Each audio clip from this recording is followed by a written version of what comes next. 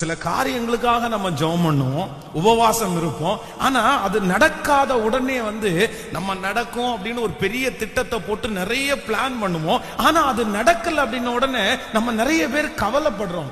ஆனா ஒன்று நீங்கள் மனதிலே நினைத்து கொள்ளுங்கள், உங்களுக்கு என்று ஆண்டவர் ஒன்றை வைத்திருப்பாரானால் அது கண்டிப்பா உங்களுக்கு தான் அது கிடைக்கும்.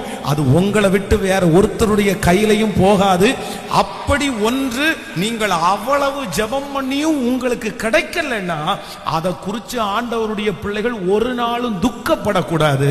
நீங்க என்னதான் படணும் அப்படின்னா சந்தோஷம்தான் படணும். ஏன் அப்படின்னா கர்த்தர் ஏசேக்க உங்களுக்கு கொடுக்கணும்னு நினைக்கல, ஆண்டவர் சித்துனாவையும் உங்களுக்கு கொடுக்கணும்னு நினைக்கல. கர்த்தர் உங்களுக்கு ஒரு பெரிய ரகபோத்தை கொடுக்கணும்னு கர்த்தர் நினைச்சிருக்கிற அந்த ஒரே காரணத்திற்காக மட்டும்தான் அது நமக்கு கிடைக்காம போயிருச்சு.